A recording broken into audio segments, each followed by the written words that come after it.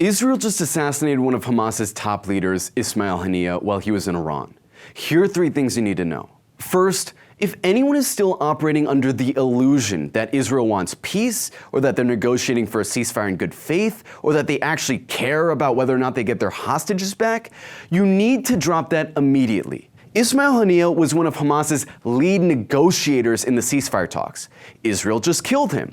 By definition, you can't be serious about a negotiation if you assassinate the other side's negotiator when he goes home at night. We've actually known from day one that this was never about peace or hostages because Israel's leading generals and politicians were saying there were no innocent civilians in Gaza, that they were going to destroy every piece of infrastructure in Gaza, that they were going to wipe Gaza off the face of the earth. But if that wasn't clear enough, assassinating the very person they're supposed to negotiate a peace agreement with should make it clear beyond a doubt that Netanyahu never wanted a deal. Not to mention, he did this at a time when the 2 sides were reportedly close to coming to a deal. 2. Israel is trying to start a regional war. Looking at what they've done in just the last month, it's hard not to interpret it as anything but that. They've bombed Yemen, they've bombed Syria, they've been bombing Lebanon for months. Yesterday they assassinated a top military general in its capital. And now today, they've assassinated one of Hamas's lead negotiators in the capital of Iran. Israel knows that as soon as their wars end, they'll have to answer to their crimes. So their solution? Start an even bigger war. This is the mentality we're dealing with here.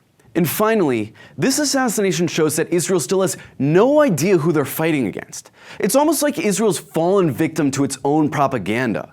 In their eyes, Hamas is something that's being imposed on the Palestinian people without any roots in society. And that if you take out their leaders, Palestinians will finally be free of the rule of Hamas, and they'll come running to Israel with open arms.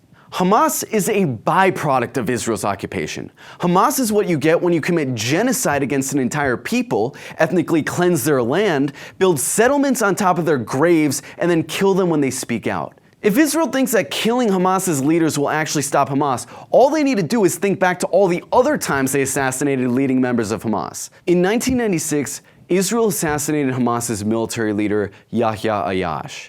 In 2004, they assassinated Hamas's founder, Ahmed Yassin. A month later, they assassinated Yassin's successor, Abdelaziz al-Rantisi.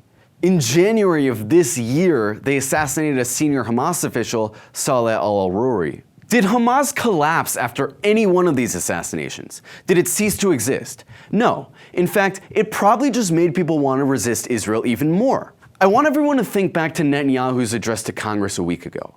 The main thesis of his speech was that Western civilization, meaning the United States and Israel, is now in a civilizational war with radical Islam, meaning Iran. In the conclusion of his speech, he thanks the US for deploying its military to protect Israel during Iran's retaliatory attack against Israel in April, but he said it wasn't enough. Netanyahu's proposal was to widen an anti-Iran alliance into a military relationship, which he called the Abraham Alliance.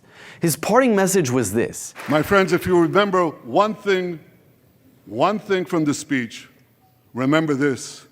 Our enemies are your enemies. Our fight is your fight. And our victory will be your victory.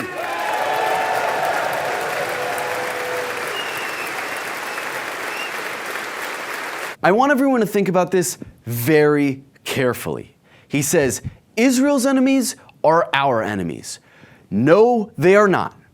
Our enemies are not Israel's enemies. That is to say, our enemies are not the tens of thousands of innocent Palestinian men, women, children that have been slaughtered in Israel's wars. Our enemies are not in Iran. Our enemies are not Muslims. Our enemies are the war makers. Our enemies are the ones who are showering a genocidal state with weapons, aid, money, and then turn around and tell us that there's no money for schools. Our enemies are the ones who are profiting off of Israel's genocide, who are profiting off of all of these wars, while millions of Americans live paycheck to paycheck. Not even a week after his speech, Benjamin Netanyahu is doing everything he can to start a regional war and drag the US into it, and Congress is just going along with it. Kamala Harris even called Israel's assassination in Lebanon self-defense. Israel's been able to get away with all this precisely because of the political protection from US politicians.